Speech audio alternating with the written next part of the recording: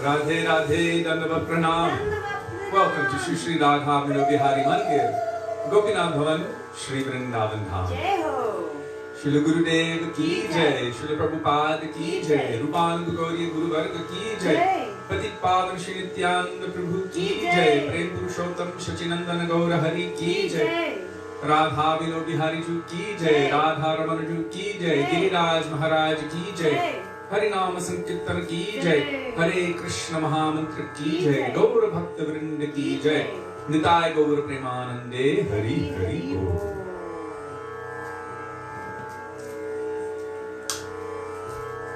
Dandavat Pranam. Dandavat Pranam Vaishnavas. So we will begin with Mangalacharan, page 1 of this book, Shri Gauri Giti Guccha, Vandeham, Shri Guru, Shri Yuta, Padakamala.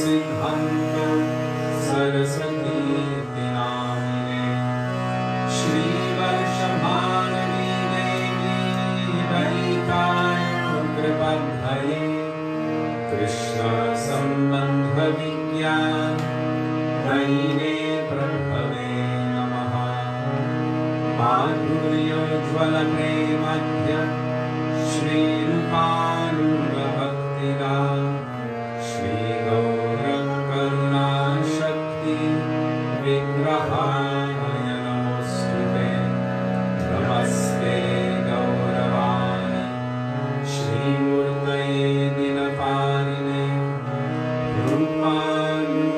रूपानुगतिरुद्धात सिद्धान्तध्वन्तहारिणे नमो गौरकिशोराय साक्षात् वैराग्यमूर्तये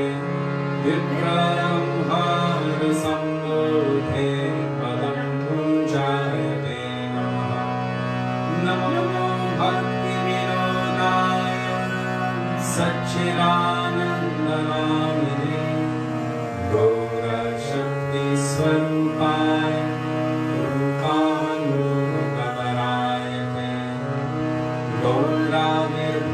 गौराविर्भावभूमेस्त्वं निर्देष्टान सजनप्रिय वैष्णवः सर्वभौमश्री जगन्नाथाय ते नमः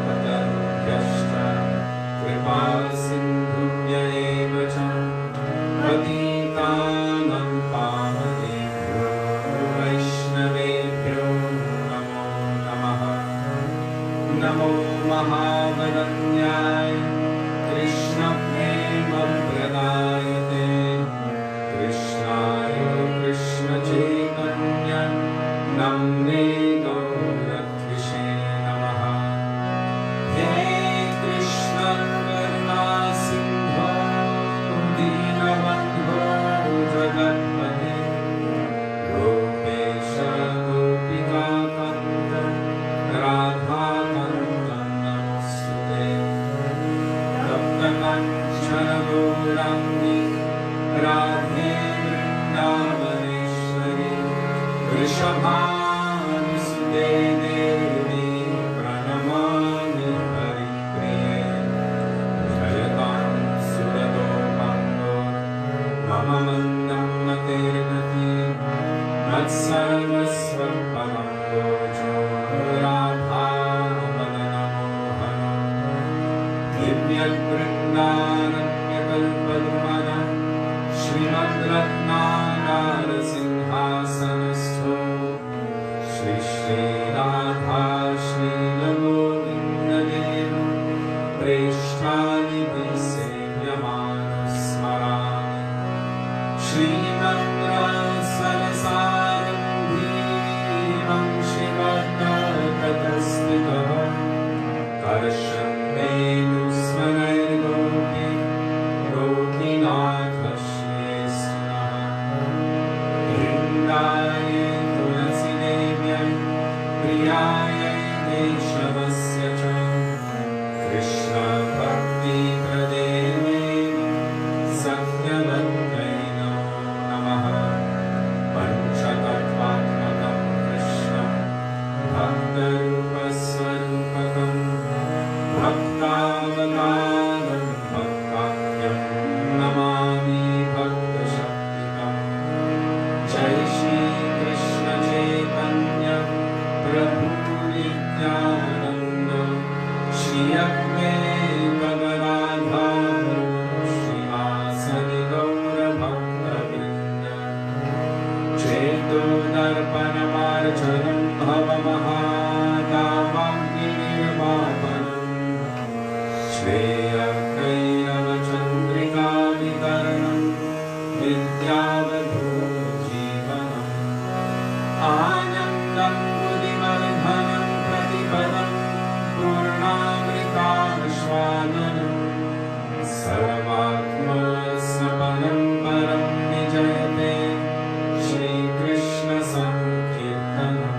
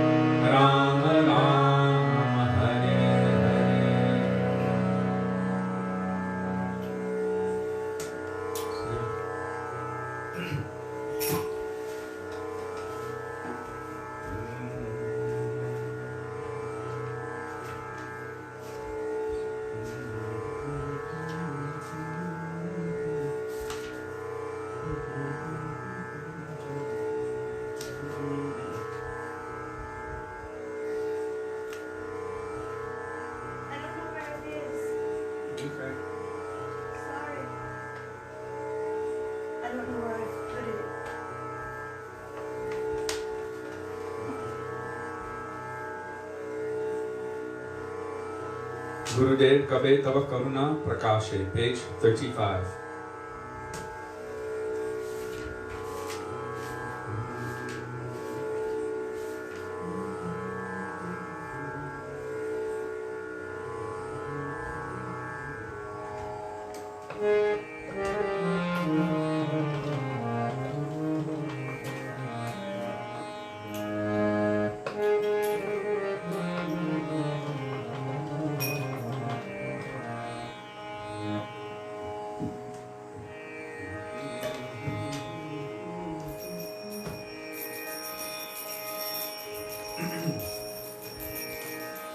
If you do not have a songbook, Jiva Pavan Prabhu, Vaisnava Pranam, very kindly, mercifully post the bhajans in the comment section of the thread. So just scroll to the most recent post of Jiva Pavan Prabhu, and you will see the bhajan there along with translation, and generally followed by amazing commentaries by our acharyas. So please take advantage of those as well. Okay. Page 35, Gurudev Kabe Tava Karuna Prakasha.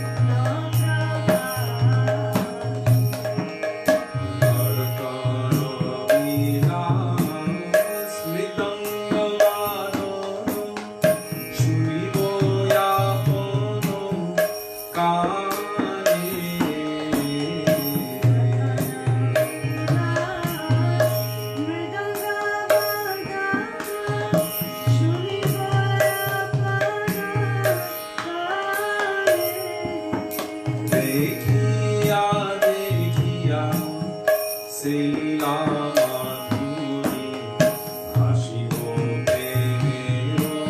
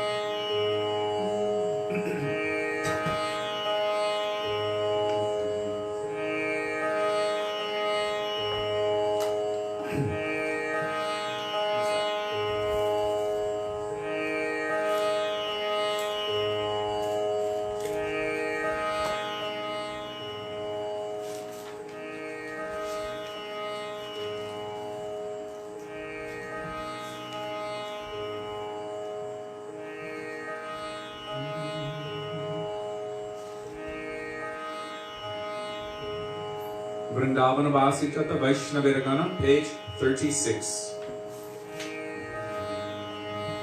That would be the next page of the Sanatan.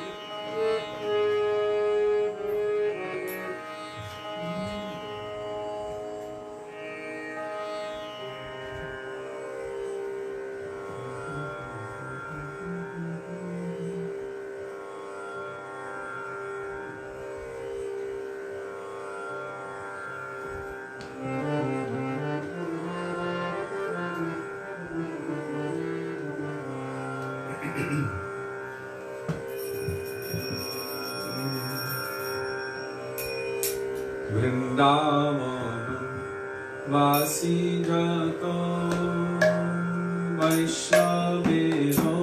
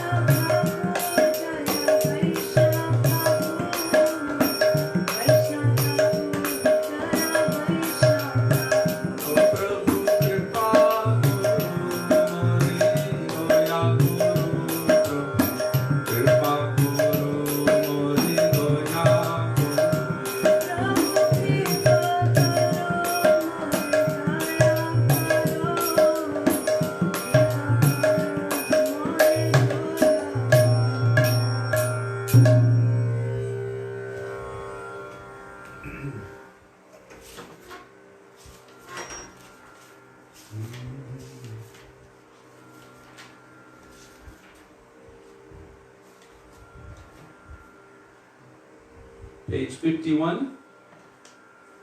Shuniyachi sadhu muke bole sarvajan by Srila Narottam Das Thakur. Shuniyachi sadhu muke.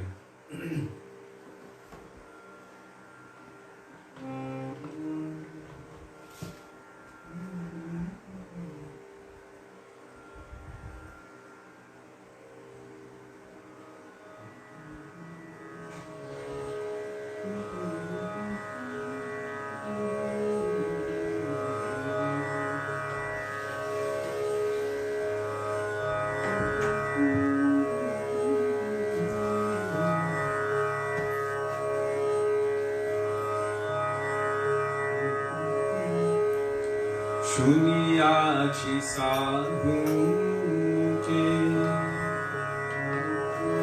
bole sarvajano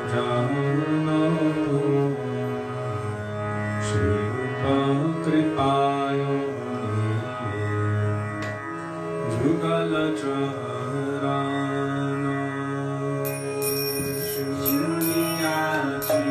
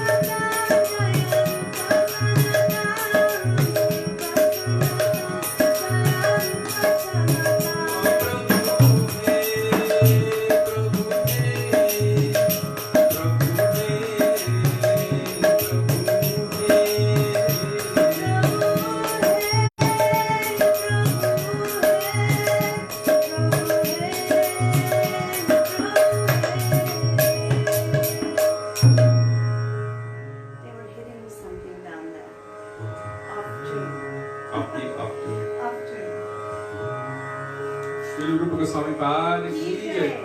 Sri Sanatan Goswamipada ki jai.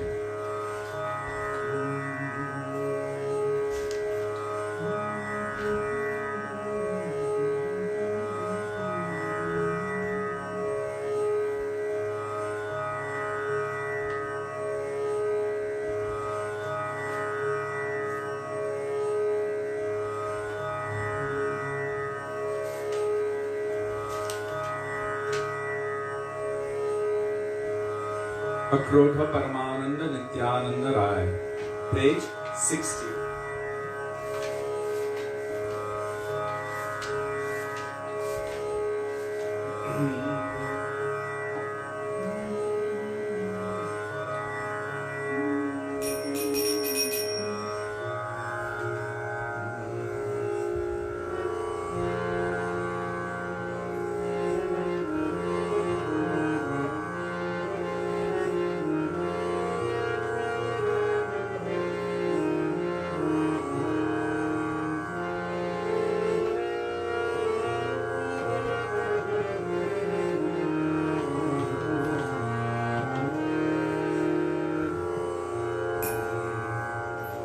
Jai Shri Krishna Chaitanya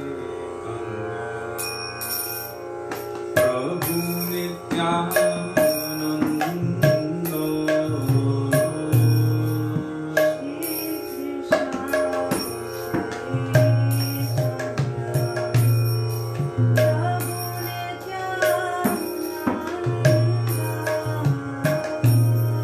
Shri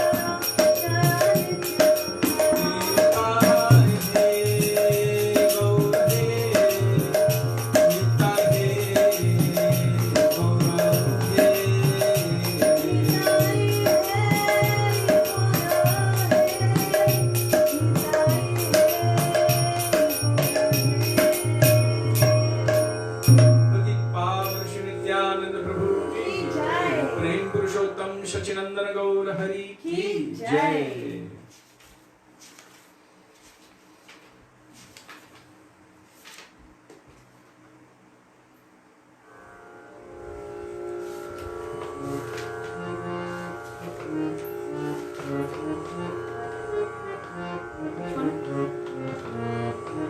Jadi Gauranga Nahito, page 68.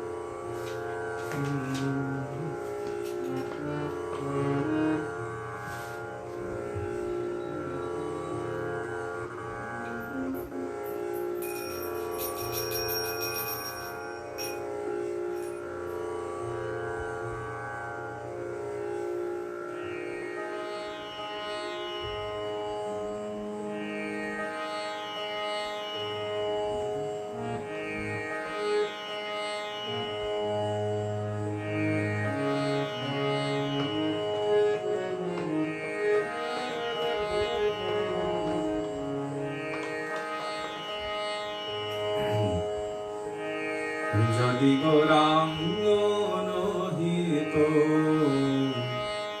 tabe ki hoito, kemone dharito de.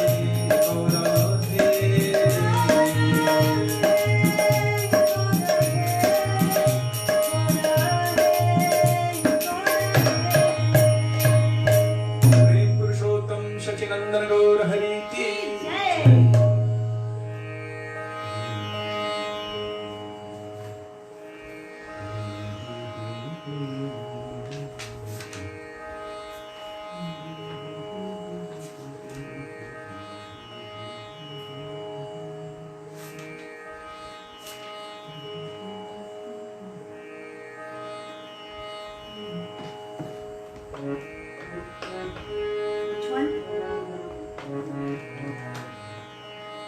Krishna Deva Bhavantam Bande. Page 343.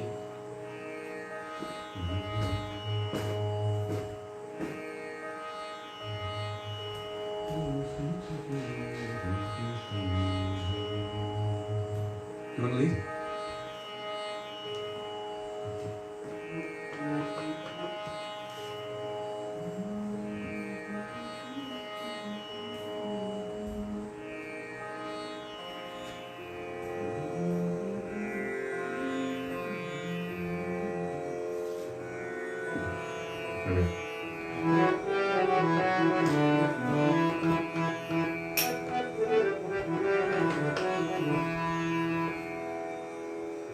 Krishna Deva Bhavantam Vande. Krishna Deva Bhavantam Vande. Krishna Deva Bhavantam Vande. Krishna Deva Bhavantam Vande. Mandamanasam madhukaram varapayani japanam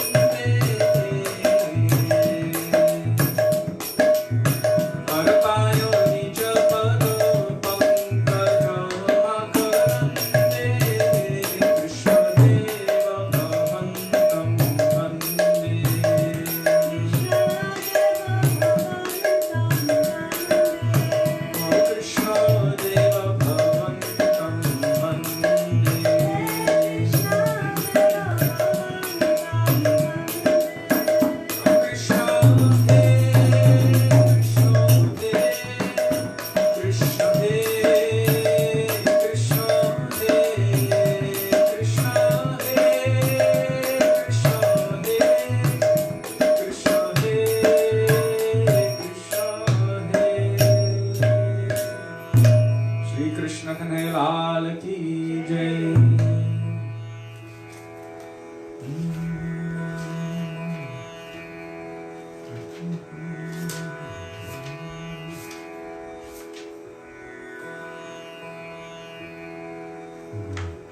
Shri Radha Kripakataksha Stavaraja Munindra Vrinda Bandite Triloka Shokaharini.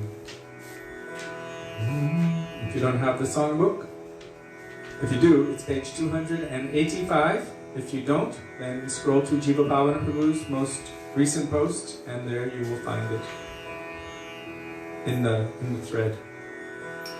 285. And we'll do it all together.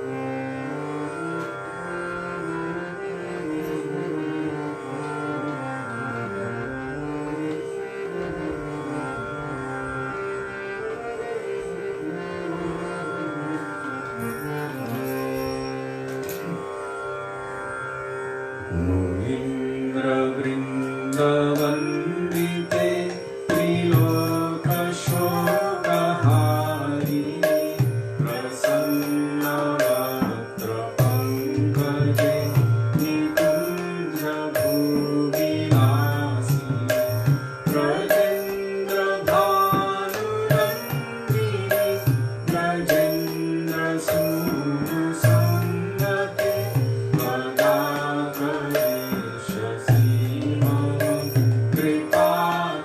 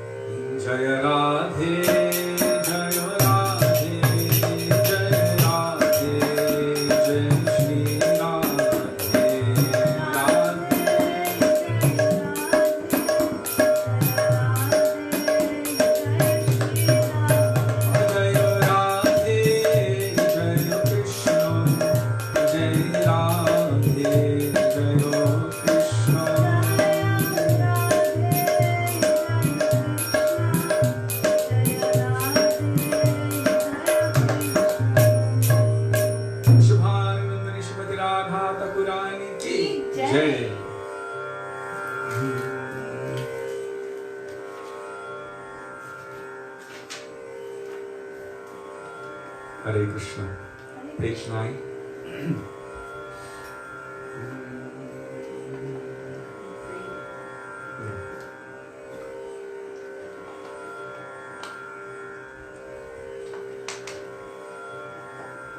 It's difficult to do in one breath. When I would do it with Krishna Das Prabhu or Tamal Krishna Prabhu, usually, maybe sometimes we would alternate, but the person leading would sing the 3 lines and then the other one repeating would do Kadakarisha Sihamam Kripa Kataksha Bhajanam, because it's hard to keep going without a breath.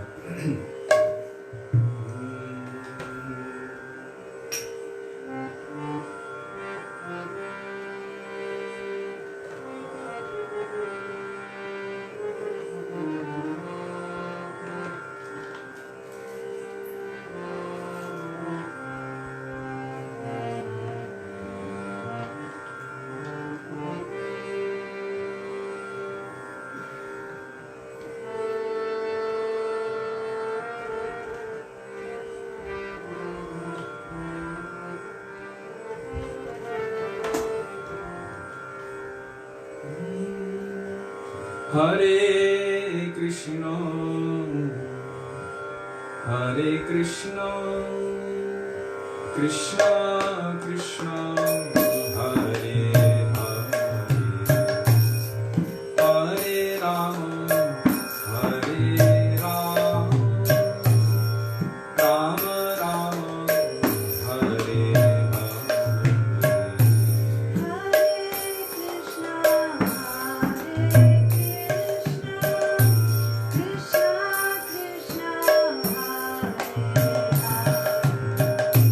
Hare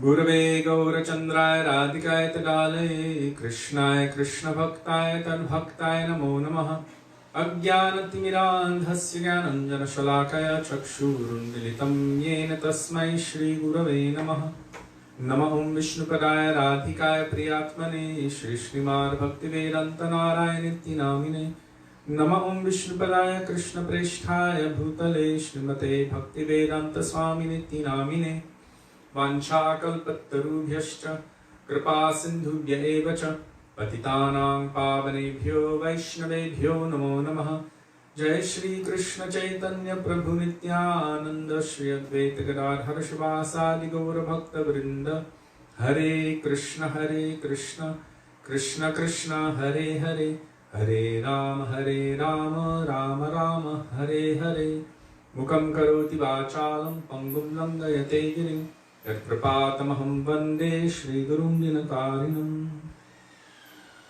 First of all, I offer my Dandavat Pranam thousands of times in the dust of the lotus feet of our beloved Gurudev. Nitya Lila Pravishta Om Vishnupad astottara Shri Srimad Shri Bhaktivedanta Narayan Goswami Maharaja. In the same thousands of Dandavat Pranam in the dust of the lotus feet of Nitya Lila Pravishta Om Vishnupad astottara Shri Srimad Shri Bhaktivedanta Swami Srila Prabhupada. And to all of our Rupanuga, Gauriya, Guru Varga, and to all Vaishnavas past, present and future, including all of you who are present with us today, I offer you my Dandavat Pranam. Dandavat Pranam, dear Vaishnavas, Radhe Radhe. Radhe Radhe. Radhe Radhe. Vrindavana mein Radhe Radhe. Radhe Radhe. So today, two different questions came to me. One of them I will have to first deal with, or not deal with, but approach on a more personal level. And the other one is based on tattva. So I'm going to address the one which is based on tattva or tattva siddhanta, as I have understood it with as much verification from Shastra as I can present. The question was about the nature of the jivas, the nature of the souls, all souls. And this subject has been gone through very, very deeply by Srila Bhaktivedanta Thakur in his book known as Jaiva Dharma, or the nature of souls. In order to understand the natures of souls, one must receive transcendental information from beyond the mundane realm, because through no material medium can one understand transcendental subject matter. But if transcendental personalities want to impart transcendental subject matter by the medium of the senses of the conditioned soul, then we can repeat what we have heard. So the question came as such, that is it that when the bound jivas, the souls of this world, enter the transcendental realm, in other words, when they attain perfection, are they then included within the category of nitya siddha personalities, eternally liberated personalities? Have they, in essence, changed their nature and become something else?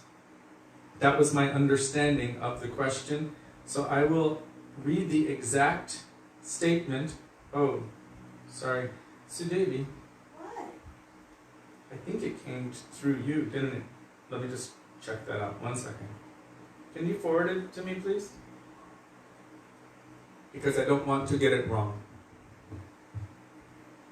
It's a very interesting subject because there's actually quite a lot of confusion on this point or on these points.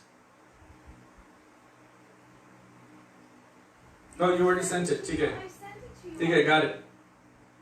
When a jiva achieves siddha swarup, does the nature of the jiva change from marginal potency to internal potency?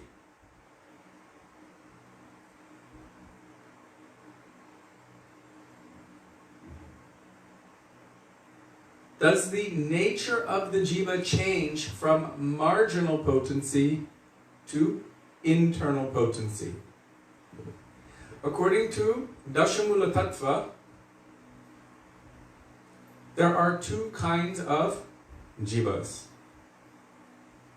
Amnaya praha tattvam harimiha paramam sarvashaktim rasabhim tadhinangshangshcha jivan prakriti kabalitam tadvimuktangscha bhavat bheda veda prakasham sakalam abhihare sadhanam shuddha bhaktim Sadyam tat pritim evetyu parishati janan gora chandra swayamsa. This is Dashamula Tattva in sutra form.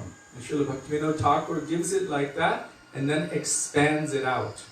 But if we have that basic foundational understanding, that is the essence of the teachings of Sri Chaitanya Mahaprabhu in a nutshell. And from there it can all be expanded out. So there he talks about two kinds of jivas.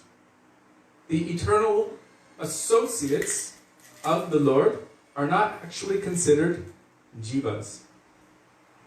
So there are those jivas who have become liberated and those jivas who are bound. So the ones in this material world are known as nitya baddha, or eternally bound. And the ones in the spiritual world who have not come to the material world but have gone directly to the transcendental realm, they are called Nitya Mukta or Nitya Siddha, eternally liberated or eternally perfect. So there's a difference between Nitya Parikar, eternal associates of the Lord, and Nitya Siddha or Nitya Mukta Jivas, from my understanding. And does a jiva of this world, who is known as Tatashta Shakti, when it arrives in the transcendental realm, then become known as Antaranga Shakti, or internal potency of the Lord? Krishna in Bhagavad Gita gives a lot of Jiva Tattva. And Sri Chaitanya Mahaprabhu in Sri Chaitanya Charitamrita also gives a lot of Jiva Tattva, and you can also find it in Srimad Bhagavatam and especially Jaiva Dharma. So in Sri Bhagavad Gita, Krishna uses the word avyayam, immutable, unchangeable. When everything else which has its nature of transitoriness is removed, that part which remains as it is, that unchangeable, eternal part, is known as the imperishable soul. This is what Krishna said. And then he speaks about the soul in such a way that it cannot be cut, it cannot be burned, it cannot be withered by the wind, it cannot be drowned, it cannot be destroyed, blown up, or mutated or changed in any way. In other words, everything about itself is inherent within itself.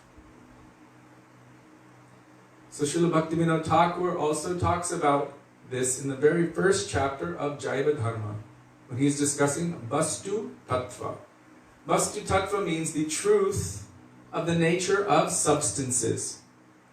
And if we try to bring it to some kind of plane where we might be able to comprehend it, if we've studied chemistry, there are so many different substances in this world. But when you break them down to their original component parts, those are called elements. And elements, or the elemental aspect of anything, has its particular nature. That is the nature of an element. So it's the most elemental or fundamental part of matter. This is known as Vastu Tattva, the truth of a substance. And so Bhaktivedanta Thakur is speaking about the truth of a transcendental substance, known as the soul. The soul is not made of matter. It always existed. It will always exist. It continues to exist now, and it can never be destroyed or mutated. Mutated means by any outside interference, its nature cannot be changed. So the tattva of the jiva of this world, Krishner tatashta shakti bheda bheda prakash. It is the tatashta shakti, or marginal potency of Krishna. We spoke about this the other day. Krishner in Bengali, Krishner means Krishna apostrophe S. So it is the possessive aspect. Jivera swarupa hoy. The jiva's swarup, or the jiva's nature, is Krishner nitya das. Krishna's eternal servant. Krishner tatashta shakti. It is Krishna's marginal potency. Bheda bhed prakash. Bheda abheda prakash. It is simultaneously, or at the same time, a manifestation which is different, bheda or bhed, and abhed, not different from Krishna. So what is the bhed? The difference in terms of the amount of qualities and its infinitesimalness and always dependentness. This is its nature. And what is the part which is not different from Krishna? It has no separate existence from Krishna. It is part of Krishna, and its function is only for Krishna's purpose. So it is different and not different. We cannot say it is Krishna directly, but Krishna has his own incarnations. They are called svangsa. And then the jivas, the most minute particles in all of creation, are known as vibhina angsa. Vibhina means infinitesimal, and angsa means part and parcel. As Krishna says in Bhagavad Gita, Mamai vangsho jiva loke jiva bhuta sanatana. Mamai vangsha means mama eva angsha. My eternally fragmented parts and parcels. These are his. Jiva bhuta sanatana. All jivas are eternal. All souls are eternal.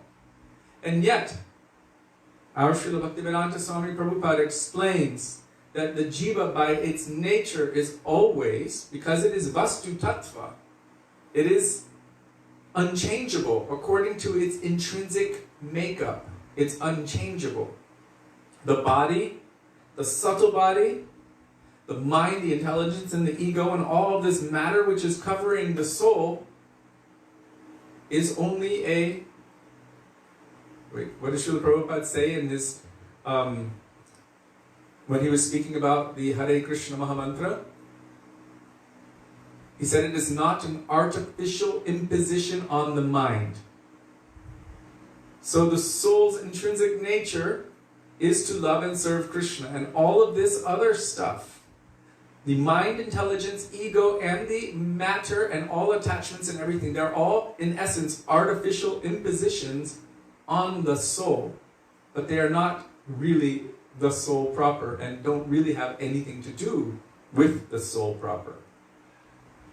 They are separate. They are material, gross elements, and material, subtle elements, but the soul is spiritual and transcendental. So Srila Prabhupada, our Srila A.C. Bhaktivedanta Swami Prabhupada, discussed and has written, and I've read it also in many places, that the jivatma, or that soul, even when it attains perfection, still has its eternal intrinsic nature as tatashta. Tatashta means it is marginal. By its nature, it is Krishna's tatashta shakti. So this marginal nature, what is the definition of marginal? What is a margin? It can go this way or this way. So basically it can turn toward Krishna's Yogamaya potency or Krishna's Mahamaya potency. It can go this way or that way. And this is the margin. That is the meaning of tatashta. So within this material world, the jiva which is bound here is bound in what is considered to be maya or illusion. Or in other words, that which is not. Meaning accepting all sorts of artificial impositions upon itself as something real. When in fact it is actually not real in terms of its temporary nature, extremely temporary nature. If you look at the life cycle of a bacteria,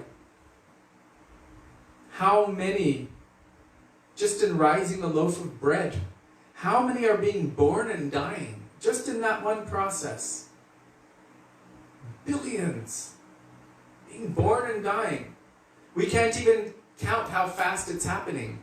From our perspective, our 100 years or 80 or 70 these days or less, anyhow, but we're living quite a long time and they're dying like this.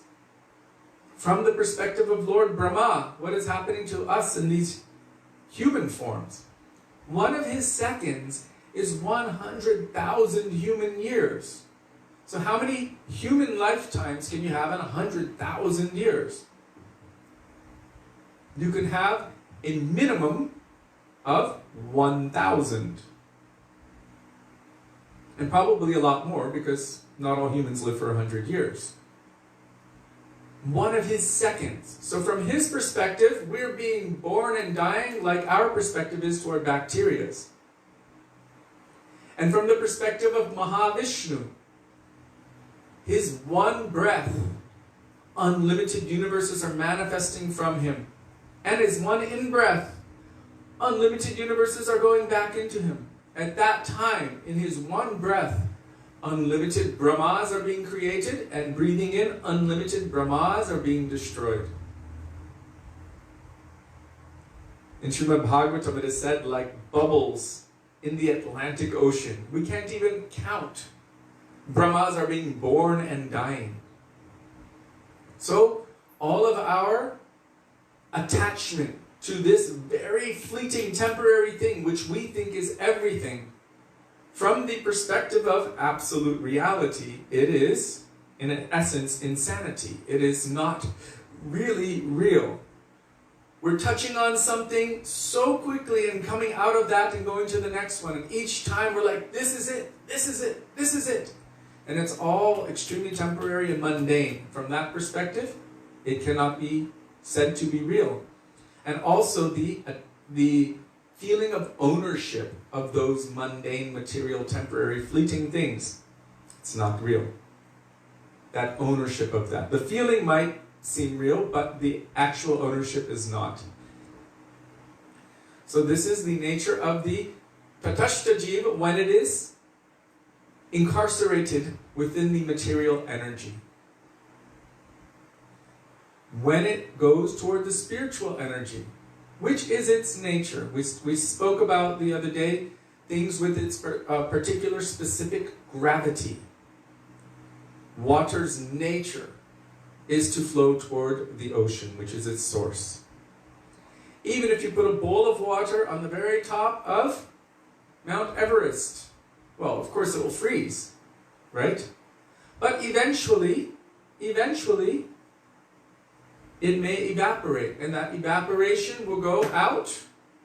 Rain, it will go into the ground, then eventually it will come out in the form of rivers, then it will be dammed up, be utilized by Delhi, and then come back out and be dammed up again and utilized by the next city and the next one, come down through and eventually make its way back to the ocean.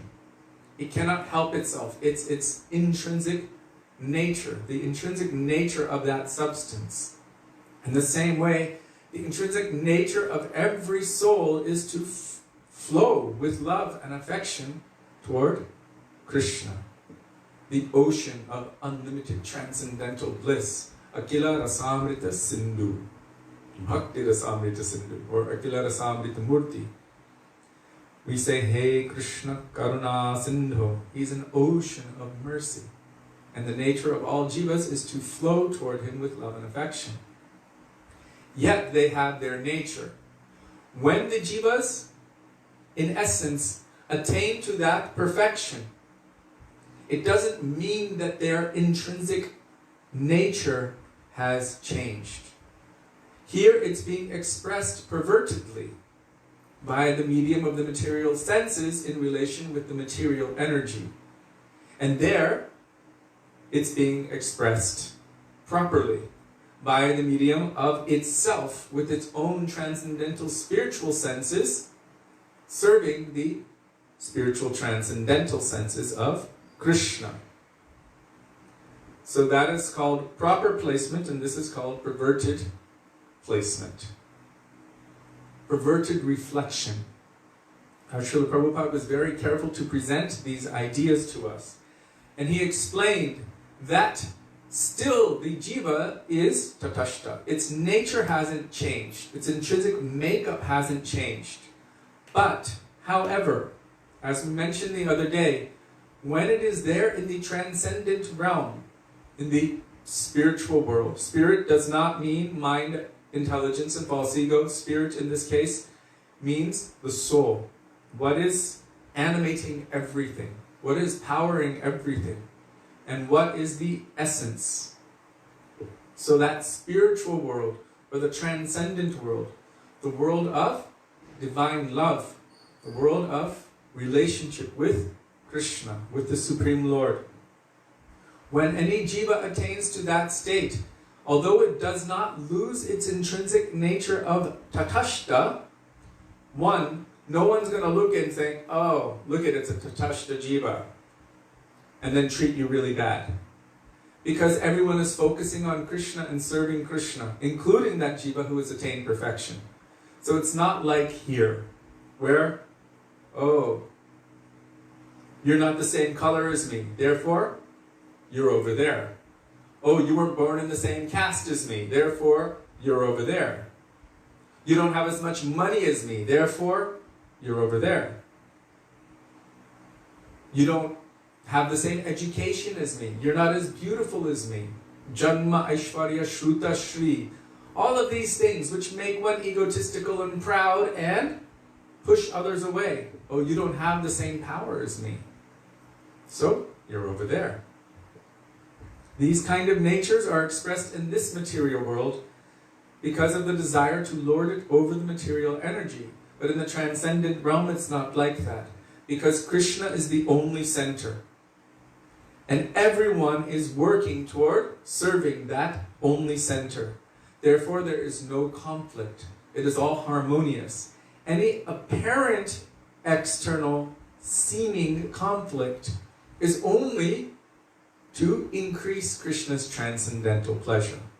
That is why Srimati Radhika's own manifestations, Ananda Chinmaya Rasa Pratibhavitavis Tabirya Eva Nija Rupataya Kalabhi Goloka Eva Nivasatya Kilatma Bhuto Govindam Adi Purusham Tamaham Bhajami.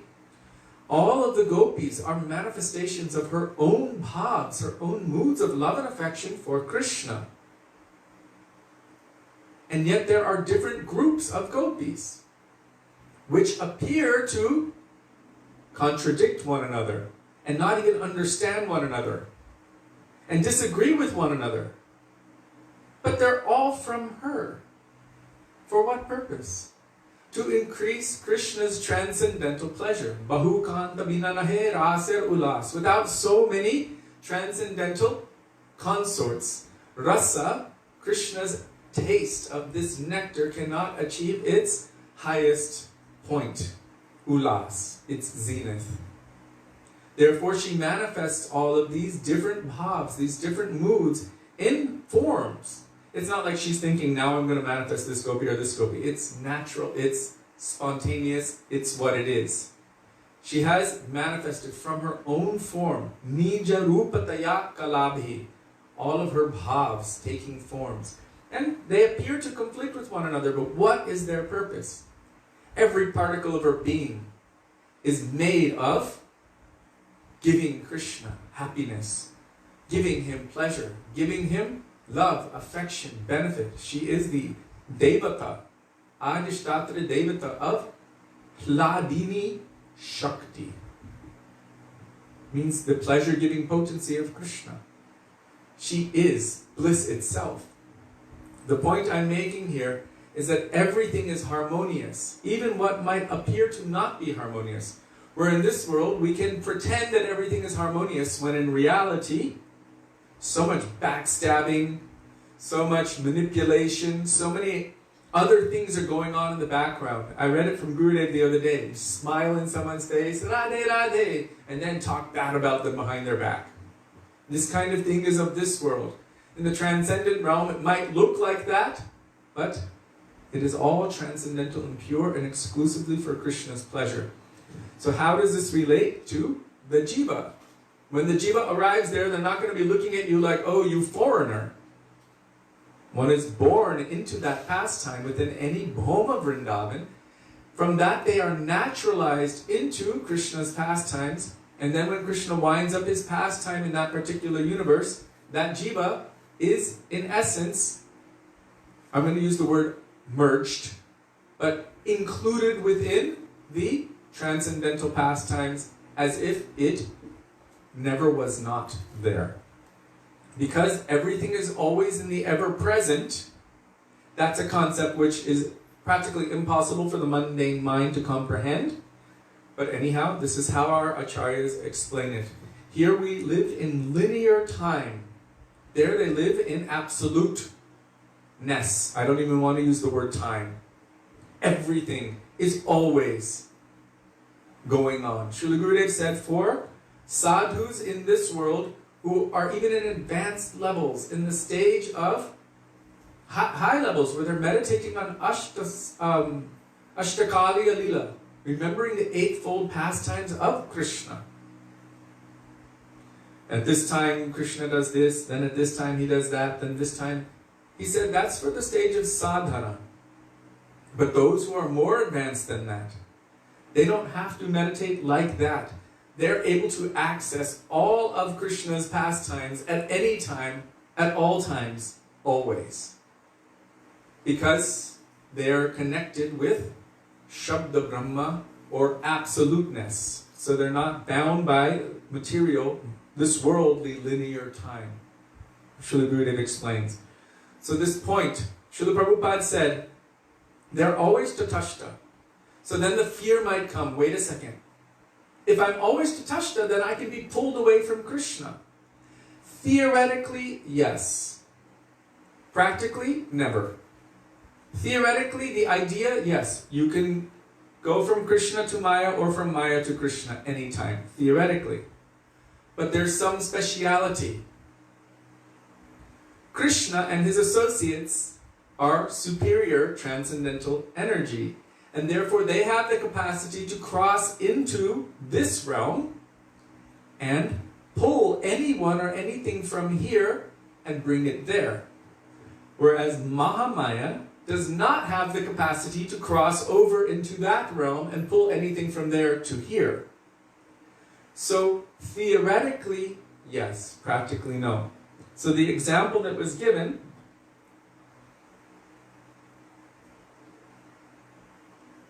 and we've also read it from our Guru Varga, is that when you heat iron, iron becomes red hot and takes on the nature of fire.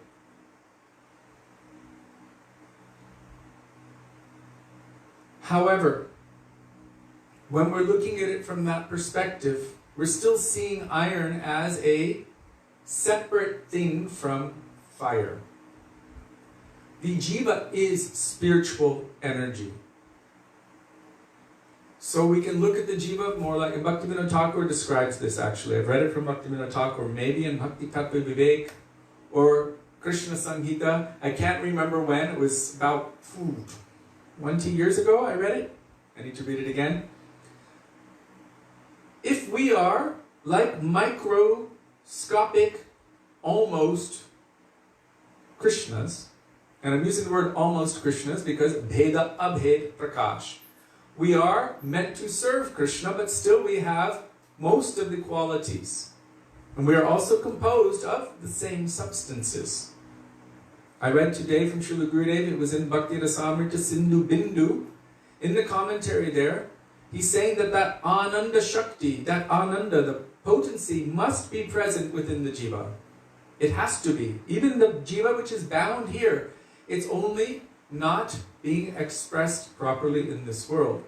In the transcendent realm, it is able to fully express itself properly because it is engaged in its nature, which is loving service to Krishna. So, the example Bhaktivedanta Thakur gives is of magnets, which I found to be quite interesting. If you have a particle, let's say a particle of iron, but that particle is magnetized, it is a magnet. And you can have a supermagnet, that is Krishna, the supreme magnet. Now, of course, we're looking at it, and we look at it, and we put some kind of mundane box around it, but it's something to wrap our heads around for now. So we're just going to try to utilize a material example to explain something which is way beyond the material mind's comprehension. But anyhow, our acharyas have utilized so many examples to try to give us ideas. Srila Gurudev explained that, but in reality, it is much more amazing than you could ever comprehend with your mind, intelligence, or anything else, or senses of this world. So just remember that. It's much more amazing. And he said, only through Nam Bhajan will we realize that truth. A magnetic particle, even the smallest filing of iron, has its magnetism. But because of its infinitesimal size, it is extremely weak. You can blow on it, and it can move around like that. Where a supermagnet, weighing 200 million tons, you won't do anything to it. When it is in this material world, it does not have its potency, very little potency, trying to be the enjoyer, trying to be Krishna, trying to be anything.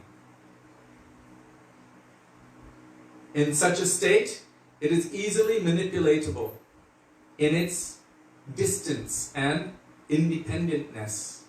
Independentness means trying to play independently from Krishna. It is subject to being kicked and moved around by Maya whimsically. As Krishna says, Dayavihesha gunamayi mama maya duratteya.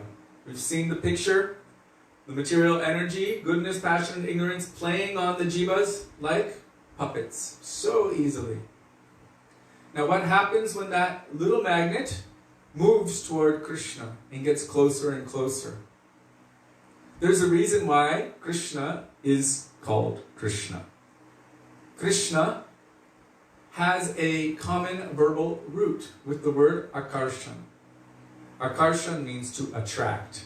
And Krishna, in essence, means the all-attractive. So now we're looking at this giant supermagnet. What kind of attractive power does it have? And the closer one is approaching, the more attractive power is affecting. And once it gets close enough, it is forcibly drawn. Now, Krishna says, if someone turns toward me and tries to surrender, even if they develop some weakness or this, I will forcibly bring them if they've turned toward me. So that magnetic particle, which is so small, it is also similar in nature to Krishna, but it is not in control. It is being controlled either by the material energy or Krishna's all-attractive spiritual energy. When it comes close to Krishna, and then it actually goes to Krishna, what happens at that point? That magnetic particle, it still maintains its individual separate nature, but it is permanently bound to Krishna. And what is that bondage? That bondage is prem, love and affection. If that little particle is bound to the most powerful, extremely powerful supermagnet, can any ordinary energy pull that off. It cannot be separated. Beside the fact that Maya has been deputed by Krishna to work within a particular realm, she cannot even cross that realm known as Viraja. So once one has come to Krishna, they never have to, and they never will, unless Krishna himself desires directly, take birth in this material world ever again. Yadgat tamam nivartante tadhama paramam mama. Once they attain to my supreme abode, they never have to return to this material world of birth and death. Krishna says very emphatically. Sri Chaitanya Mahaprabhu speaks about the Bhakti Lata, a creeper of love and devotion. We spoke about it yesterday. It's a baby, it's growing. We have to keep the weeds away. We have to keep the mad elephants away. Make a nice strong fence around it to keep those elephants far away. And these aren't the elephants that you want to watch and enjoy and admire and talk about. These elephants are dangerous, mad elephants of Vaisnava aparad. So, Mahaprabhu explains how this continues to grow through all of the different stages of bhakti until it finally settles itself by binding itself to the lotus feet of Krishna. And then from that, once it is firmly situated, then the fruits of prem manifest. I haven't yet understood who eats the fruits of prem, but perhaps we offer that fruit first to Krishna, and then we take the Mahaprasad. But the fruits of prem manifest once it is firmly bound to the lotus feet of Krishna. Srila Bhakti Siddhanta Saraswati Prabhupada explained in his glorification of Sri Guru. What is Sri Guru? And what is Guru Nishta? If I have to become proud, if I have to become a beast, even if I have to go to hell to carry out the order of my Guru who is sent by Krishna, then let me sign a contract to go there, even if it requires me to sign that for all eternity. Because I know that by even a single particle of dust from the lotus feet of my Gurudev, millions of people of this universe can be delivered. How is that possible? If someone is firmly bound to the lotus feet of Krishna, then they can deliver the entire universe.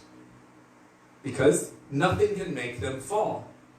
If someone is not firmly bound to the lotus feet of Krishna, they're climbing up the wall, the bricks of the inside of that burning well, and they're pulling someone up behind them. Maybe they can carry one, maybe two, but you put 3, 4, 5, 10, 20, they will fall. And what happens if they fall? Well, they're climbing. But if they fall, then they say, what is it? The taller, the faller. If you fall from a high place, when you hit the bottom, you become more damaged. That's why Srila Bhaktivedanta Thakur explained and instructed that in the service of taking up the role of Guru, especially if one is not so qualified, they should be very careful not to accept too many disciples. And in Hari Bhakti Vilas it states that the sins of those disciples will take those disciples to hell and will drag that Guru with them if that Guru is not qualified. So it's a very, very dangerous, risky business assuming the role of Guru. But we're coming back now to soul. So who is bound to the lotus feet of Krishna? There is no way to unbind them. There's no way to unbind them. Our Srila Gurudev explained that even when Jai and Vijay were cursed by the 4 Kumaras, in Srimad Bhagavatam, Yudhishthira Maharaj was completely confused. How is it possible? I don't believe it, he said. I cannot accept it. That the eternal associates of the Lord can make aparad and be cursed and have to take birth in the material world. This is against all tattva and siddhant. I cannot accept it. Please reconcile.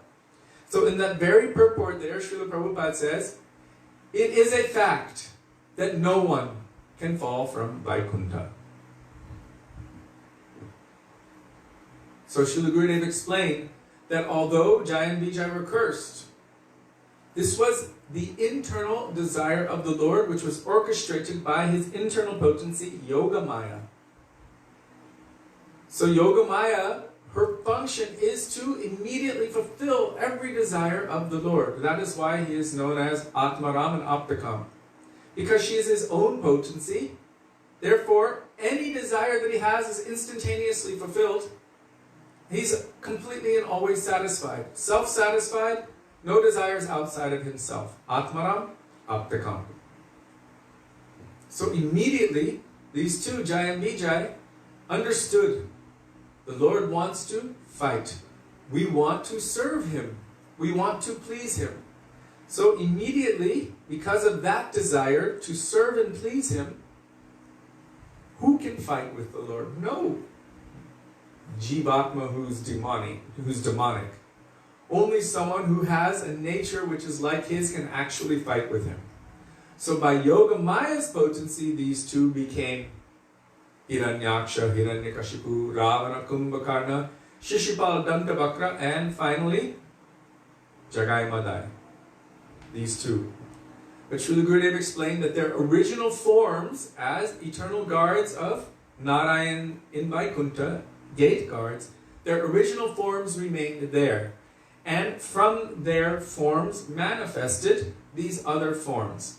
So even they did not fall from Vaikuntha. These are pastime forms to please the Lord. So they took the bhav, asura bhavam ashrita, of the greatest demons that ever existed in this world, and created holy terror, like a fever of meningitis in the universe.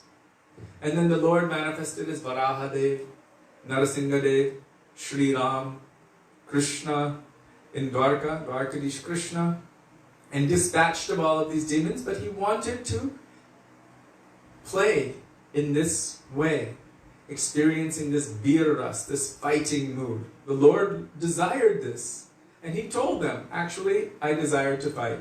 He's smiling, twisting his lotus flower.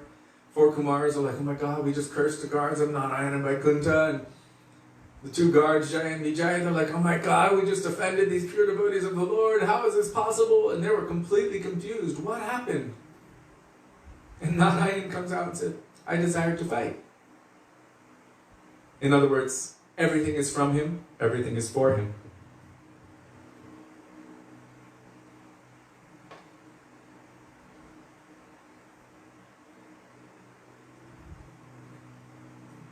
So, this idea of the jiva is always in its intrinsic nature what it is. That is vastu tattva.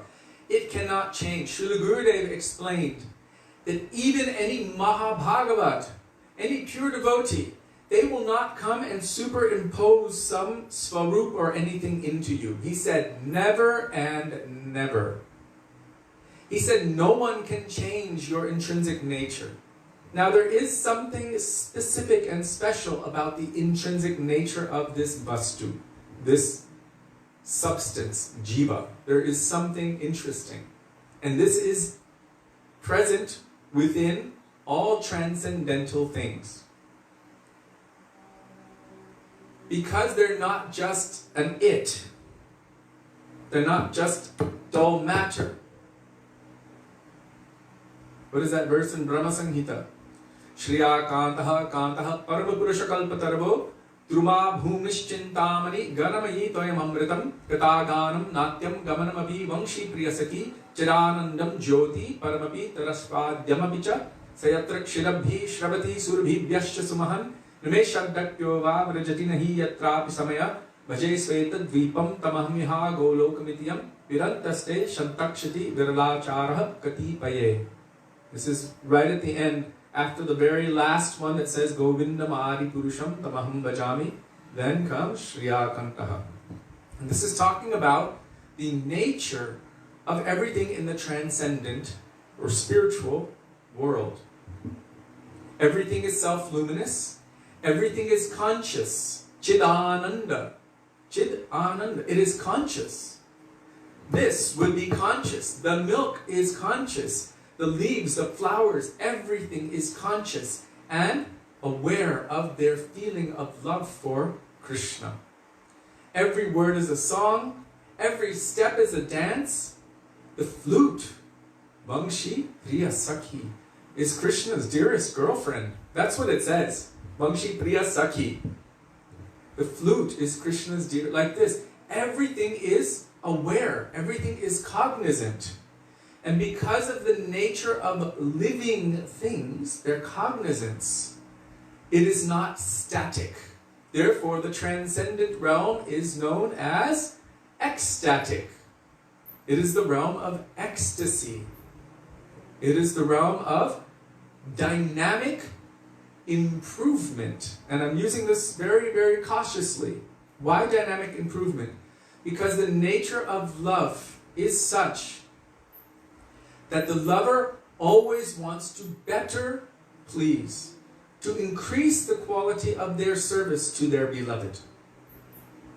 Which means it is ever increasing, ever evolving, ever growing. When Srila Bhaktivedanta Bharati Maharaja and our other Guru Varga talk about the transcendental love competition, beauty competition of Radha and Krishna, she's compared to a spotless mirror in Sri Chaitanya Charitamrita. What happens when someone looks into a mirror? Well, the mirror exists for the pleasure of the person looking into it. But immediately that beauty is doubled. But she's not just a mirror. She increases to accommodate. And he increases to accommodate. And so a transcendental beauty competition, which means more and more and more, ever increasing beauty is always increasing. Srila Gurudev explained that when they feel that their love has attained the highest peak, it has hit the roof, then from there, even though it seems like it cannot go any further, it continues to increase more and more forever, unlimitedly. The term for that in Sanskrit is Yavad Ashray Vritti. Means going beyond, continuous, ever increasing. So the nature of all souls as well is to always increase in their love, in the quality of their service, in the depth of their moods of divine rapture to Krishna. So we cannot say that the soul is just a stagnant particle made of Sat, Chit, Ananda. The nature of Sat, Chit, and Ananda, eternal existence is there, but Chit and Ananda means knowledge, mood, relationship, consciousness. This is ever evolving. In this material world, even within one body, from children to adults, we're evolving so much.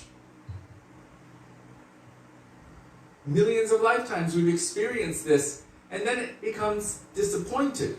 But everyone wants to always evolve.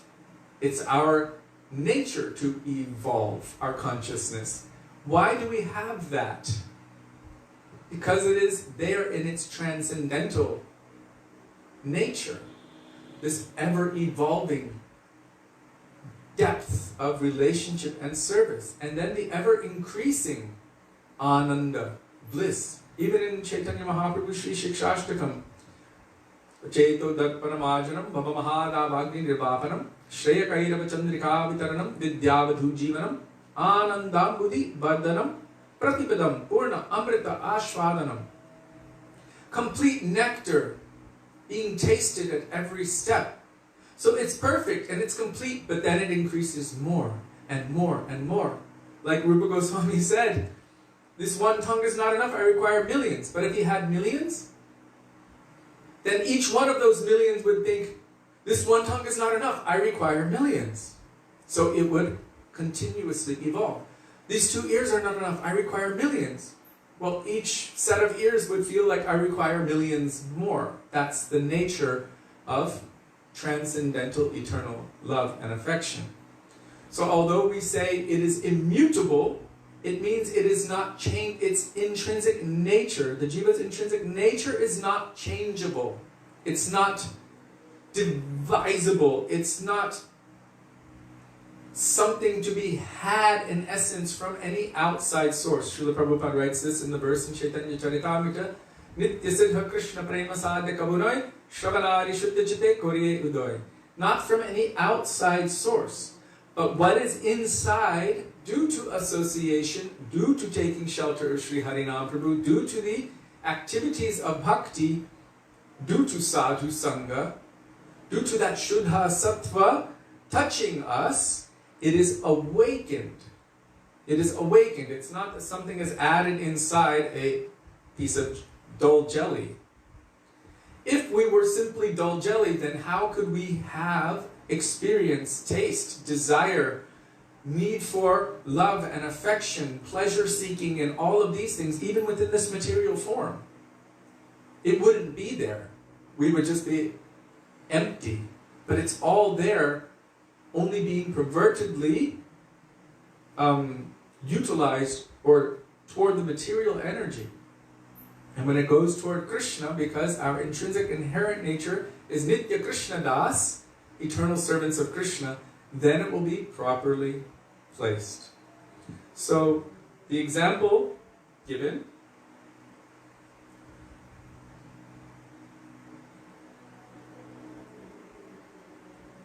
so it was said, also if the jiva has achieved his or her full potential, can it be said that the full potential of the jiva is to completely become part of the internal potency? To completely become part. Because that jiva has connected eternally, and this magnetic example is so perfect. If we can conceive of it materially, you can only imagine spiritually, because it's much greater and more amazing than we can ever comprehend. I mean, we look at things like electricity, magnetism, radio waves, and satellite signals, and mobile phone signals, and all of these things are going on around us, and we cannot see it. We can only detect its presence through the medium of a transmitter and a receiver. You can't see magnetism, you can only see the effect of it. What to speak of what is going on in the transcendental realm, the spiritual world. It's beyond what we can comprehend through our material minds and everything. And yet even in this world it's so amazing. So just take into consideration this gigantic super magnet. 200 million tons of super magnet. And this one small little particle. When that small little particle connects to that super magnet, what potency is now flowing through it? That's the question. It also carries that potency. It carries that potency. The speciality is that it is reaching out that much further. And that is the pure devotee. The hand of Krishna reaching out to us. With that same potency flowing through. It is Krishna, that magnetism coming through that personality, reaching out to us. And if we connect to that, we are connected to the absolute truth. That's why every word they speak is Shabda Brahma, transcendental sound vibration. When they are in meditation, everything that they're doing, it's connected. Therefore, they're always in samadhi, equal consciousness with the absolute truth.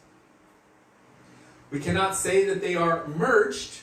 They're still their own individual entity, but they are permanently bound to the lotus feet of Krishna. And from there, once someone is permanently bound, they can never be taken, shaken, broken, removed from that. And they have access to the entirety of the absolute truth, which is like a vast, fathomless ocean. But anytime they want, they are able to dive in and collect those gems, as Srila Rupa Goswami was able to do for Sri Chaitanya Mahaprabhu. He had full, you can say, permission. Mahaprabhu was so happy to open his heart fully to Rupa Goswami, that Rupa Goswami could dive into that ocean of Mahaprabhu's heart and extract any beautiful gems and present it to this world. Now we should understand that that supreme magnet, if you want to still compare him to this, that supreme attractive, all-attractive personality, Krishna, is unlimited. And even Ananta Shesha, who is not different from Baladev Prabhu, with his unlimited hood's mouth since time without beginning, has been glorifying Krishna constantly. And even he feels completely inadequate to even scratch the surface of Krishna's glories. Even Krishna himself doesn't know the depth of all of his glories. And he also wants to understand that. So, there's a never-ending amount of transcendental pastimes, of glories of Krishna's names, forms, qualities, and pastimes that can be revealed in every microsecond, infinitely, unlimitedly, forever, and still we would never come to the beginning practically of it. What we've received is just a touch of that. And yet, within that touch, the Absolute is also within it. Om Purnam Madap Purnamidam Purnak Purnamidachyate Purnasya Purnamadaya Purnameva Vishishyate. Even if he expands himself unlimitedly, each part is also not losing any part. And he himself does not lose any part. So this is the nature of the Absolute. It is absolute. So these discussions, this subject is quite essential and important to understand. That we don't think, okay, so now I'm a bound soul, a nityabadha, and then Guru comes and gives me a seed. I'm saying this is what most people think. Guru comes and puts a seed in me, and that's known as the Bhakti Lata seed. And then I water it with Shravan and Kirtan. It means I hear and I chant, and then I grow, and then I attain perfection, but I'm always still an outsider. The gopis are going to look at me and go, oh my God, look at that. That was a conditioned soul. Don't want to hang out with that one. It's not like that. Srila Gurudev explained that you will naturally be included within that pastime or those pastimes, the eternal pastimes. In essence, as the question came, he said, not by merging or becoming someone else, but by simply by actualization of the self and the self's complete purpose to love and serve. So,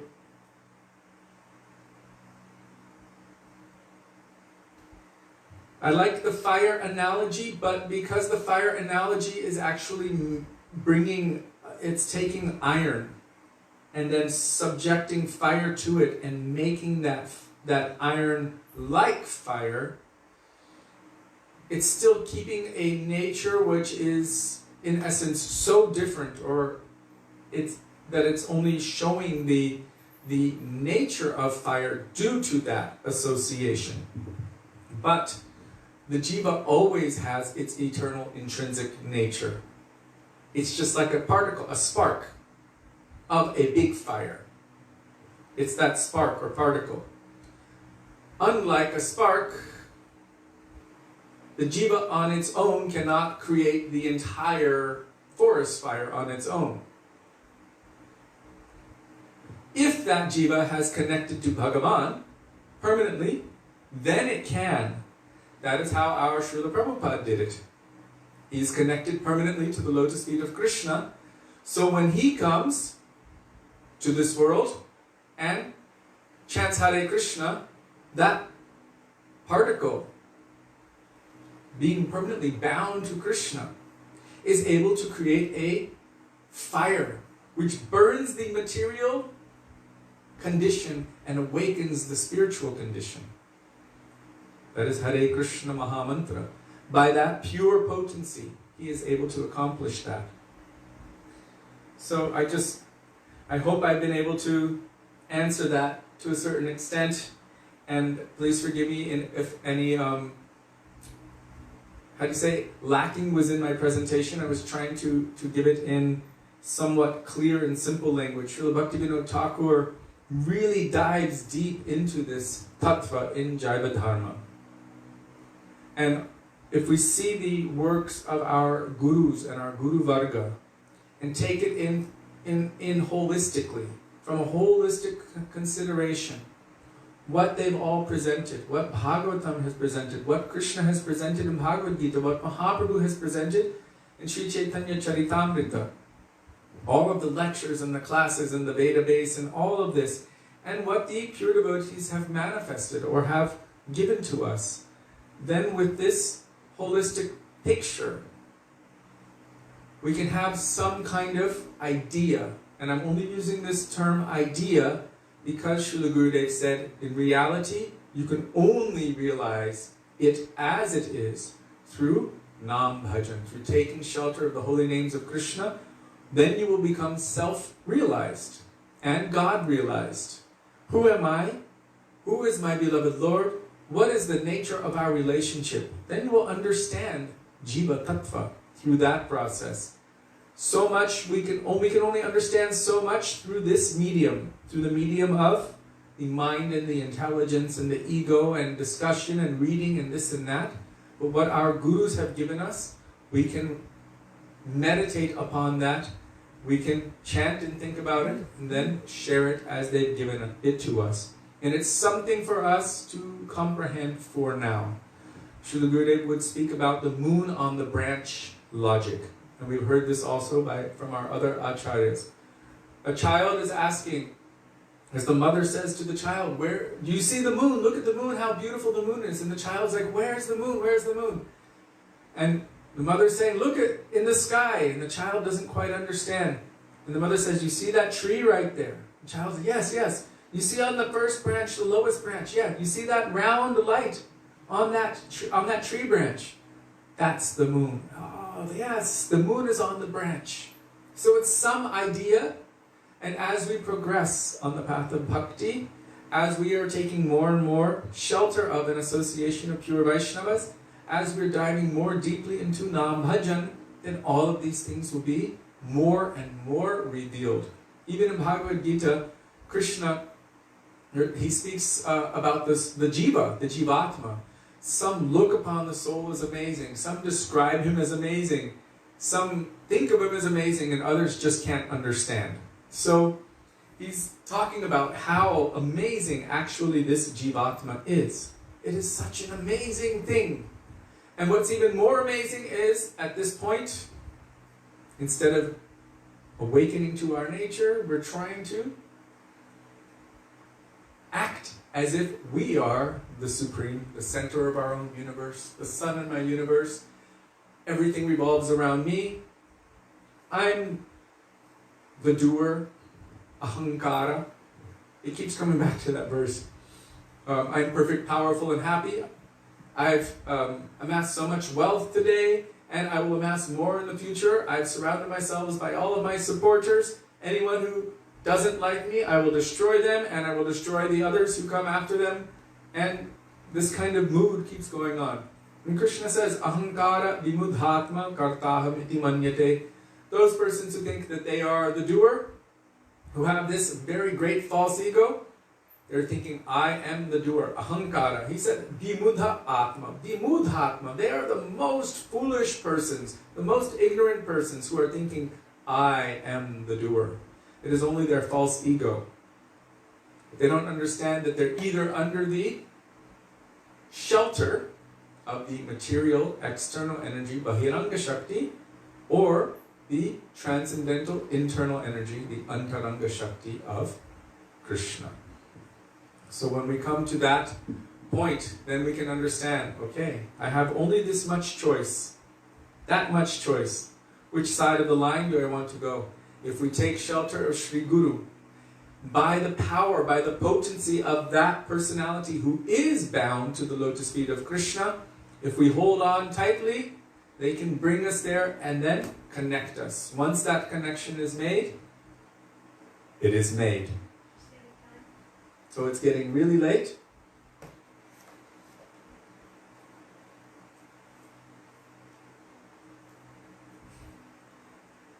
Just remember the iron filings were also magnetic in their nature. but they're so minuscule, so small. So I don't know if we have much time. I want to read for 2 minutes, 5 minutes, before entering into this beautiful treasure. We will pray in the words of Sri Raghunath Das Goswami to our Srila Gurudev and Sri Sanatan Goswamipada. Vairaga Juga Bhakti Rasam Prayatnair Apayanam Mam Anubhipshamandam Kripam Vidirya Paradukuduki Sanatanastvam Prabhum Ashrayami. Begging in the dust of their lotus feet that may even a particle of their moods, which are present within these pages, manifest itself within our hearts. Okay.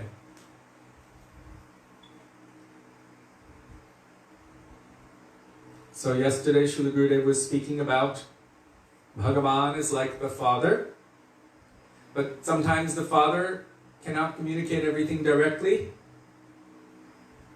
So the father's ambassador or near and dear one might be able to communicate better to us. So that comes in the form of Sri Guru. And then Srila Gurudev explained that even Krishna is very close with Nanda Maharaja's youngest brother, Sunanda, who's like a best friend, but also his uncle. But they can sometimes quarrel, they can debate, they might have some more familiarity, whereas with his father, Krishna has to have a certain kind of respect.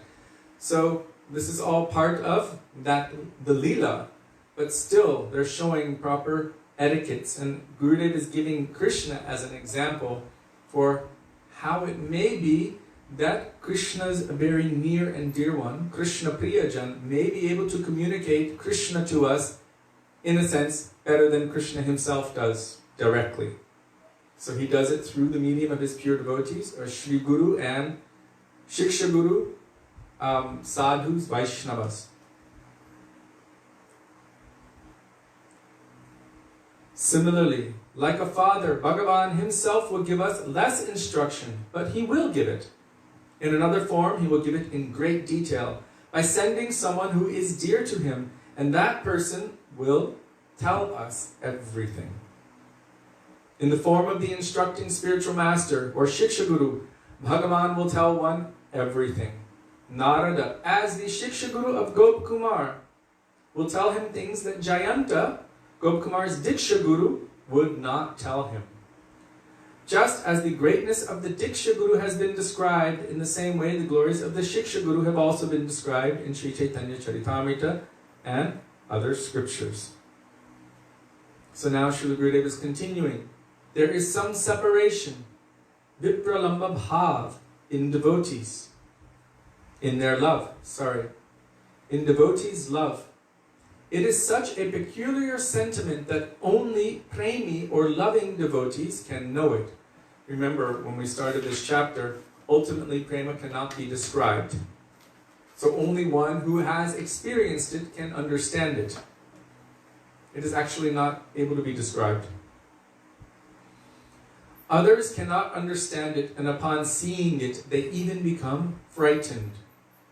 In Puri, Mahaprabhu jumped into the ocean thinking that it was the Yamuna. A fisherman, taking his net, climbed onto his boat and went out onto the sea. Went out onto the ocean, Mahaprabhu's body appeared as if he had not eaten for a long time, and in this weak and fragile condition, he entered into the fisherman's net. When the fisherman was drawing his net, he felt the heavy weight and joyfully thought, "Today I have caught a big fish." Oh boy, he didn't know which big fish he caught. The Supreme.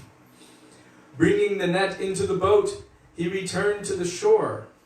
There, when he looked closer, he became frightened and thought, "What is this? A corpse has come into my net?"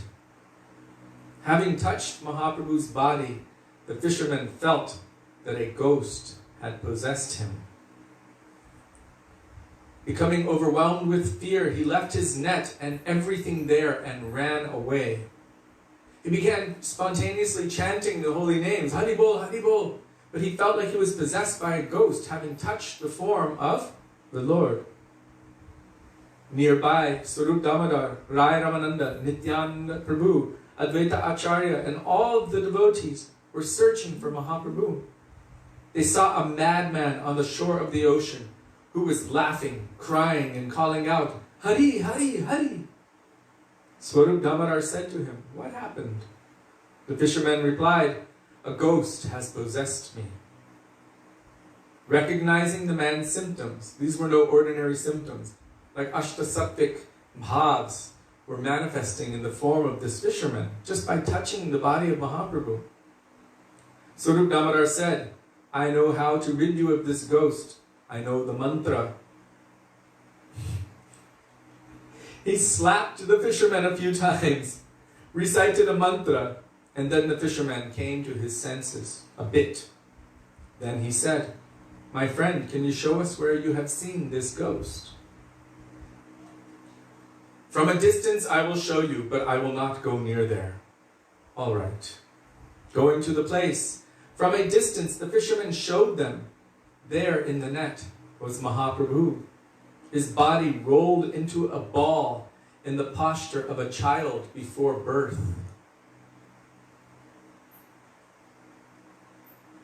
His joints were all dislocated, and his whole body was slack and elongated.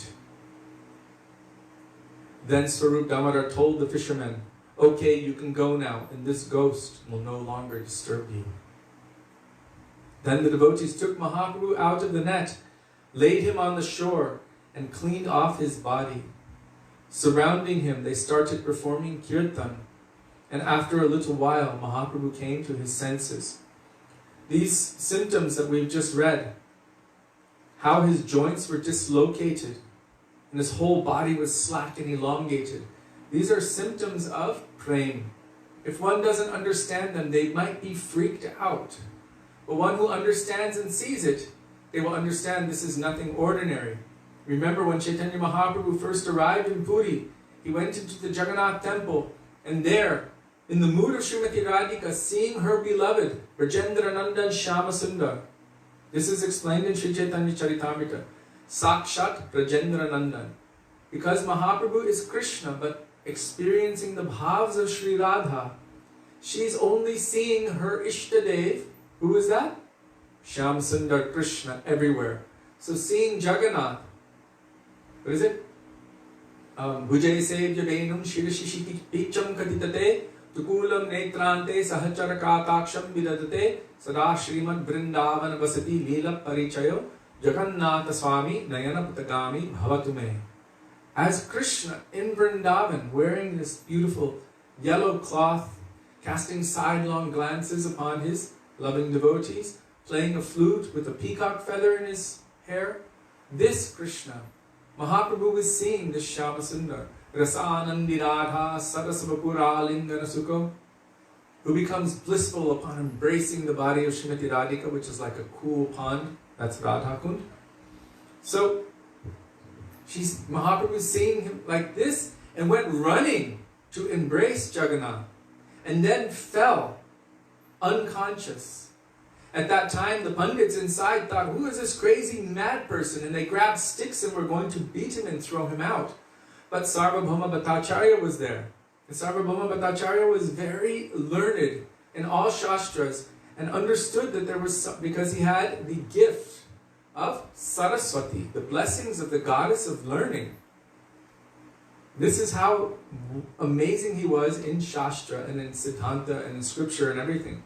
So he recognized these symptoms as ashtasattvic bhavas, transcendental symptoms, transcendental transformations on the body of this personality, and told them no. He was in charge at that time. He said, "No, I will take him."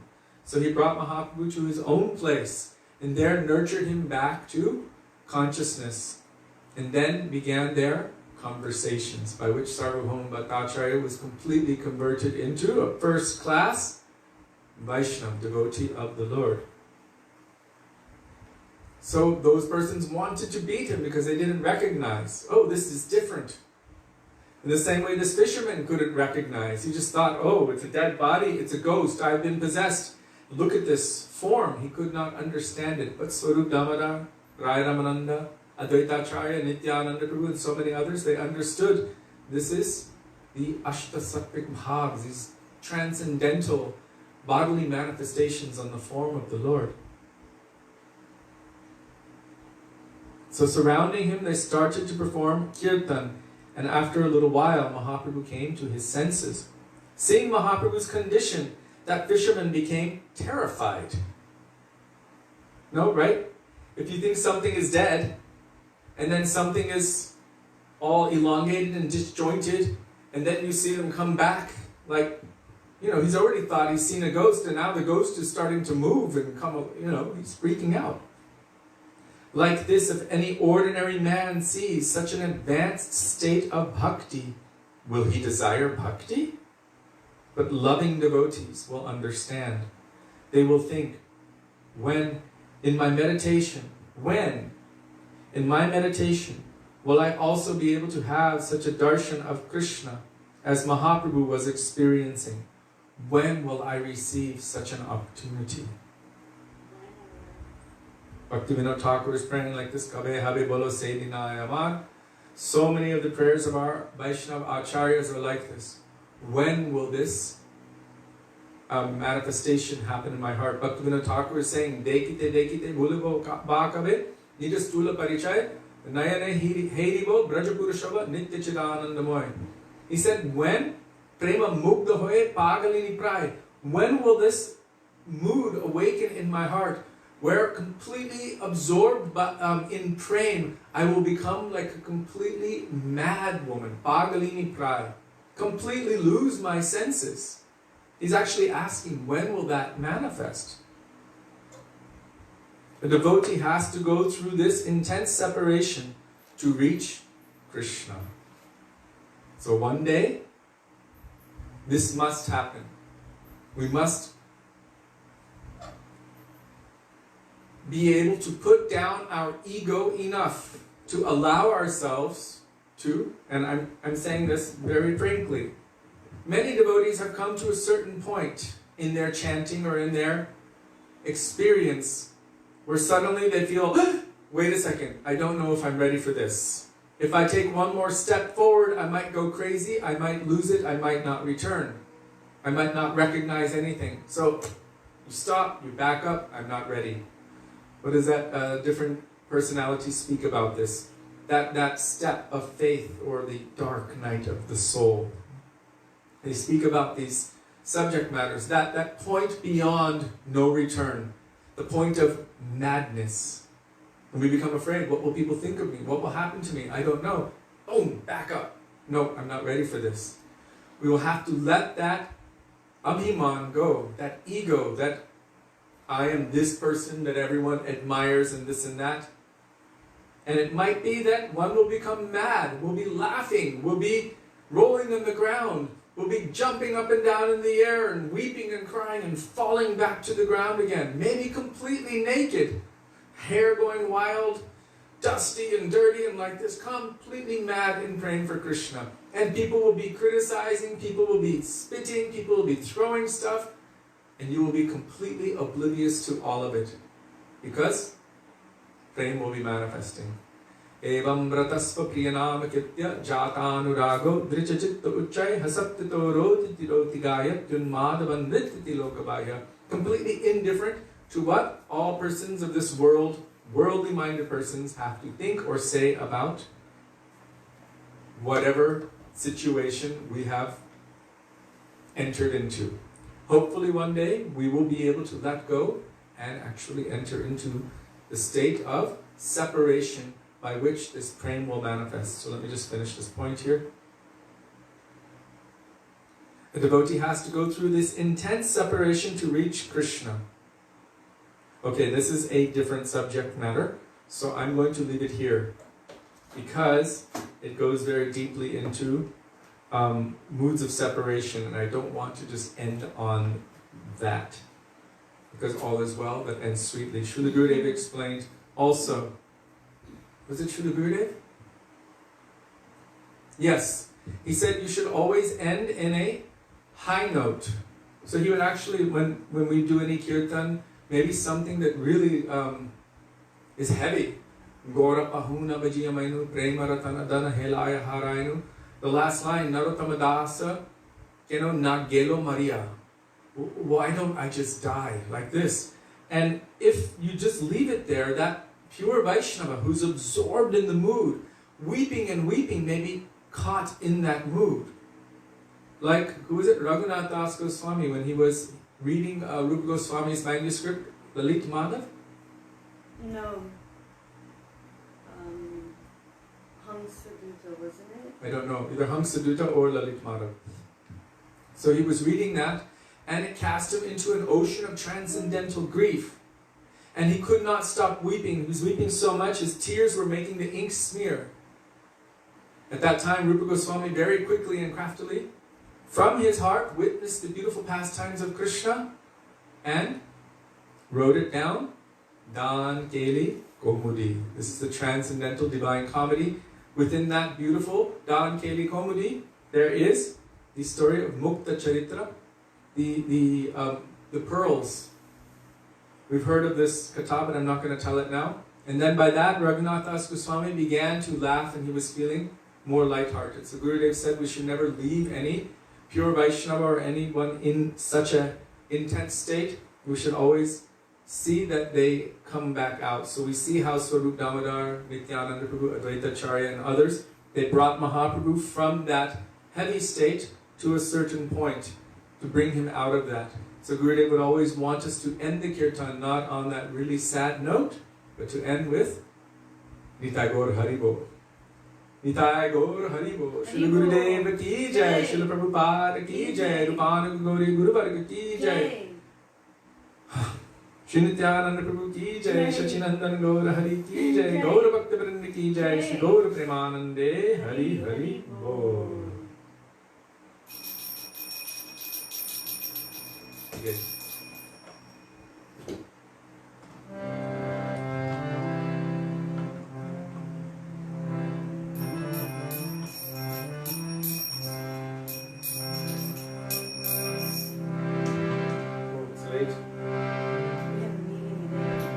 Hare Krishna, Krishna Krishna, Hare Hare.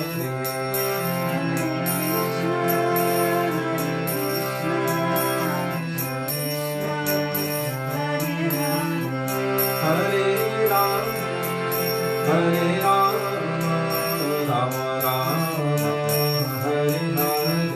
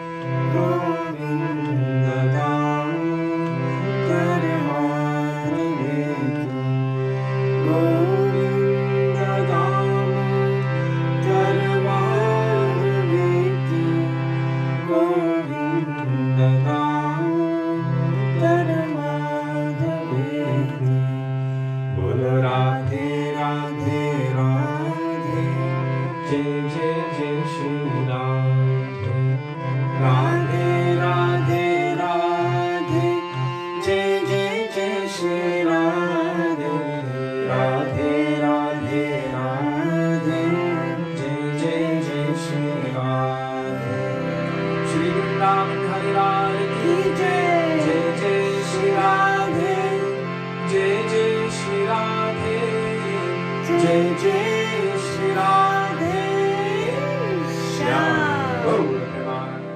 Hari Hari Bo. So thank you all very much for being with us today and giving us the opportunity to remember and reflect upon the beautiful teachings of our Gurudev and Guru Varga. I just looked down and I saw so many names of devotees who are my parents and so many very senior Vaishnavas, and the fact that you are here, and I just consider it a blessing that you're placing your hands upon my head and please, Our head. Me too. Our heads. I'm here. And just to all of you for continuing to encourage us. We are babies on this path, and Gurudev has given us this order to endeavor to represent him and to preach, and also Chaitanya Mahaprabhu and our Guru Varga. And so the fact that you're giving us this opportunity to do our Guru Seva, we are indebted for this. So we look forward to being with all of you tomorrow. Dandavat Pranam, Hare Krishna. Hare Krishna. Dandavat Radhe Pranam. Radhe, Radha Vino Bihari Ju ki Jai. Jai. Shri Radhe Sachidanand Radhe. Gaura Hari ki Jai. Jai.